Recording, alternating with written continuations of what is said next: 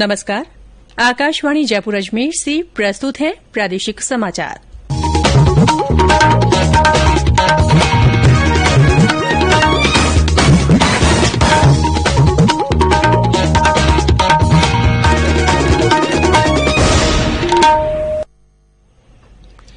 समाचारों के साथ मैं रितिका गुप्ता। कृषि से जुड़े 3 नए केंद्रीय कानूनों को लेकर भारतीय जनता पार्टी ने आज से प्रदेश में किसान कल्याण संपर्क अभियान की शुरूआत की है। अभियान के तहत प्रदेश भाजपा अध्यक्ष डॉ सतीश पूनिया ने आज फेसबुक लाइव के दौरान चर्चा करते हुए इन कृषि विधेयकों के बारे में जानकारी दी। उन्होंने कहा कि किसान किसी के बहकावे में नहीं आए, ये कानून उनके हित में ही बनाए गए हैं। मैं आपसे निवेदन करूंगा किसान भाइयों, कांग्रेस पार्टी के किसी भी बहकावे में, भ्रम में बुलाने की आवश्यकता नहीं है। ये बिल किसानों के कल्याण के लिए है, किसानों की तरक्की के लिए है, किसानों की आय दुगनी करने के लिए, उनको सुरक्षा देने के लिए है, उनको रोजगार देने के लिए है और इसलिए ये बिल निश्चित रूप से क्रांतिकारी कदम साबित होंगे। भारतीय जनता पार्टी ने आज किसान कल्याण संपर्क अभियान शुरू किया है। मैंने आज शुरुआत की है इस निवेदन के साथ कि हमारी पार्टी के तमाम नेता, सांसद और विधायक नीचे तक जाएंगे, गांव की चौपाल लगाएंगे। भाजपा इस अभियान के तहत सोशल मीडिया और अन्य माध्यमों से किसानों और आमजन को नए कृषि सुधार कानूनों से होने वाले फायदों की जानकारी दे रही है। नीति आयोग के सदस्य डॉ वीके पॉल ने कहा है कि भारत ने कोविड महामारी के प्रबंधन में काफी हद तक कामयाबी हासिल की है और ये नियंत्रण में है। उन्होंने लोगों से आग्रह किया कि वे सर्दी के महीनों को देखते हुए बहुत सतर्क रहें, क्योंकि इस दौरान सांस से संबंधित बीमारियों के प्रकोप की आशंका अधिक रहती है। डॉ पॉल ने सभी लोगों से मास्क पहनने और किसी के भी संपर्क में आते समय सुरक्षित दूरी बनाए रखने के नियम का पालन करने का भी आग्रह किया। प्रदेश में कल कोविड-19 के 2148 नए मरीजों की पुष्टि हुई। वहीं 1800 मरीज स्वस्थ भी हुए। इन्हें मिलाकर अब कुल 1,11,272 मरीज स्वस्थ हो गए हैं।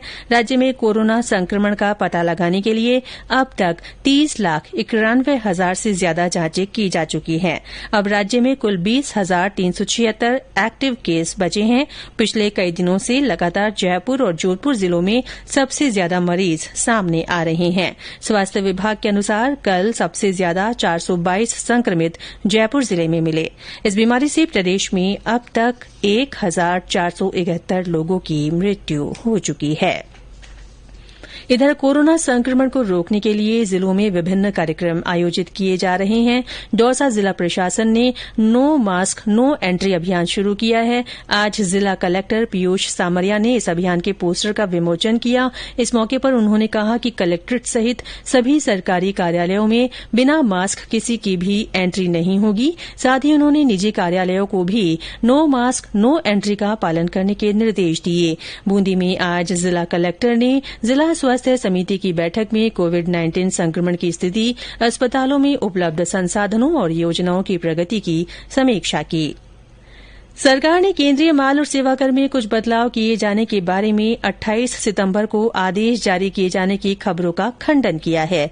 एक खबर में कथित रूप से बताया गया था कि केंद्रीय अप्रत्यक्ष कर और सीमा शुल्क बोर्ड ने माल और सेवा कर अधिनियम 2017 में कुछ परिवर्तन कर दिए हैं। एक ट्वीट में पत्र सूचना कार्यालय ने इस तरह की खबरों को गलत बताया और स्पष्ट किया कि ऐसा कोई भी आदेश जारी नहीं किया गया। राष्ट्रपिता महात्मा गांधी की 150वीं जन्म शताब्दी के उपलक्ष्य में राज्य सरकार ने राज्य उत्पादित खादी परिधानों पर इस साल 2 अक्टूबर से 31 दिसंबर तक 5% की विशेष छूट देने का निर्णय किया है। खादी भंडारों पर 15% छूट मार्केटिंग डेवलपमेंट असिस्टेंट योजना के तहत पहले से ही दी जा रही है। इस प्रकार अब ग्राहकों को खादी वस्त्रों पर कुल 20% की छूट मिलेगी। राज्य में चल रही मानसून की विदाई के बीच पिछले 24 घंटों में कई स्थानों पर बारिश हुई है। सबसे ज्यादा 75 मिलीमीटर बारिश उदयपुर जिले के मावली में दर्ज की गई है। और अब आकाशवाणी जयपुर की विशेष अपील। श्रोताओं, कोरोना से बचाव के लिए घर से बाहर हमेशा मास्क पहनें, 2 गज की दूरी बनाए रखें, बार बार हाथ धोएं और बहुत आवश्यक होने पर ही घर से बाहर निकलें। इसी के साथ प्रादेशिक समाचार बुलेटिन समाप्त हुआ। हमारा अगला बुलेटिन राजस्थानी में दोपहर 3 बजे प्रसारित होगा। नमस्कार।